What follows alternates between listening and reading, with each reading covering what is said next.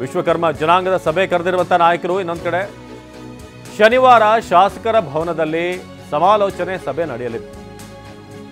ಮಾಜಿ ಎಂಎಲ್ಸಿ ರಘು ಆಚಾರ್ ನೇತೃತ್ವದಲ್ಲಿ ನಡೆಯುವಂತಹ ಸಭೆ ಜನಾಂಗದ ಸಂಖ್ಯೆ ಕಡಿಮೆ ತೋರಿಸಲಾಗಿದೆ ಅಂತ ಆಕ್ಷೇಪ ಇದೆ. ಈ ಹಿನ್ನೆಲೆ ಹೋರಾಟದ ರೂಪುರೇಷೆ ಸಿದ್ಧಪಡಿಸುವುದಕ್ಕೆ ಸಭೆಯನ್ನ ಕರೆಯಲಾಗಿದೆ. ರಘು ಆಚಾರ್ ನೇತೃತ್ವದಲ್ಲಿ ಶನಿವಾರ ನಡೆಯುವಂತಹ ಸಭೆ. ಇದು ವಿಶ್ವಕರ್ಮ ಜನಾಂಗದ ಸಭೆ ಕೂಡ ಕರೆದಿದ್ದಾರೆ. ಶನಿವಾರ ಶಾಸಕರ ಭವನದಲ್ಲಿ ಸಮಾಲೋಚನೆ ಸಭೆ ಇದೆ. ಮಾಜಿ ಎಂಎಲ್ಸಿ ರಘು ಆಚಾರ್ ನೇತೃತ್ವದಲ್ಲಿ ನಡೆಯುವಂತಹ ಸಭೆ.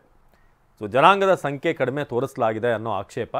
ಈ ಹಿನ್ನೆಲೆ ಹೋರಾಟದ ರೂಪುರೇಷೆಯನ್ನು ಸಿದ್ಧಪಡಿಸೋದಕ್ಕೆ ಈಗ ಸಭೆ ನಡೆಸಲಾಗುತ್ತೆ. ರಘು ಆಚಾರ್ ನೇತೃತ್ವದಲ್ಲಿ ಶನಿವಾರ ನಡೆಯುವಂಥ ಸಭೆ. ನಮ್ಮ ಪ್ರತಿನಿಧಿ ಪ್ರಸನ್ನ ಈ ಬಗ್ಗೆ ಹೆಚ್ಚಿನ ಮಾಹಿತಿಯನ್ನು ನೀಡ್ತಾರೆ ನೇರ ಸಂಪರ್ಕದಲ್ಲಿ. ಪ್ರಸನ್ನ, ಈಗ ಗಮನಿಸ್ತಾ ಇದ್ದೀವಿ ಜಾತಿ ಅನ್ನೋ ಒಂದು ಪದ, ಒಂದು ವಿಚಾರ ಎಷ್ಟು ಮಟ್ಟಿಗೆ ಸಂಚಲನ ಮೂಡಿಸ್ತಾ ಇದೆ ಅಂತಂದ್ರೆ, ರೀ ಇನ್ಮೇಲೆ ಮನೆ ಕೆಲಸಕ್ಕೆ ಹೆಲ್ಪ್ ಮಾಡ್ಬೇಕು ನೀವು. ಯಾಕೆ ನಿಂಗೆ ಎಲ್ಲರ ಕೆಲಸ ಸಿಗ್ತಾ? ಕೆಲಸನ ನೋವೇ ನಾನೇ ಬಾಸ್ ಆಗ್ತೀನಿ. ಬಾಸ್ ಅದೇಗೆ? Boss will be the boss. ಎಷ್ಟೇ ಜಾತಿ ಅತೀತ ಅದು ಇದು ಒಂದೇ, ಸರ್ವರಿಗೆ ಸಮಪಾಲು ಬಾಳು ಅಂತ ಹೇಳಿದ್ರು ಕೂಡ, ಸಮಬಾಳು ಅಂತ ಹೇಳಿದ್ರು ಕೂಡ, ಈ ವಿಚಾರದಲ್ಲಿ ಎಲ್ಲರೂ ಕೂಡ ಸಿಡಿದು ನಿಂತಿರುವಂಥ ರೀತಿ ನೋಡಿದ್ರೆ ಏನಾಗ್ಬೋದು ಇವತ್ತಿನ ಒಂದು ಮೀಟಿಂಗ್ನಲ್ಲಿ ಅಂತ. ಲಿಂಗಾಯತರು ಒಕ್ಕಲಿಗರು ಒಂದು ಕಡೆ ತಮಗೆ ಅನ್ಯಾಯ ಆಗಿದೆ ಅಂತ, ಇನ್ನೊಂದಷ್ಟು ಕಡೆ ನಾವು ದಂಗೆ ಹೇಳ್ತೀವಿ ಅಂತ ಶೋಷಿತ ಮತ್ತು ಹಿಂದುಳಿದ ವರ್ಗ. ಏನು ನಿರೀಕ್ಷೆ ಮಾಡ್ಬೋದು?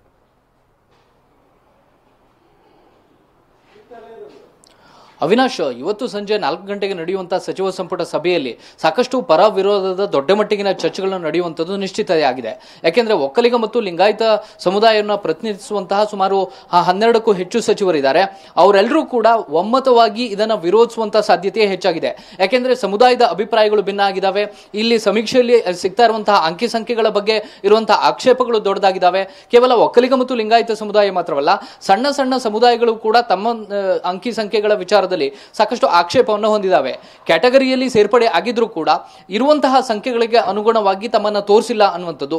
ಈ ಸಂಖ್ಯೆಯನ್ನು ಕಡಿಮೆ ತೋರಿಸಿರೋದ್ರಿಂದಾಗಿ ಪಡೆಯುವಂತಹ ಮೀಸಲಾತಿಯಲ್ಲೂ ಕೂಡ ಸಾಕಷ್ಟು ವ್ಯತ್ಯಾಸಗಳಾಗ್ತವೆ ಅನ್ನುವಂಥದ್ದು ಸಣ್ಣ ಸಣ್ಣ ಸಮುದಾಯಗಳಿಗೂ ಕೂಡ ಇರುವಂತಹ ಆಕ್ಷೇಪ.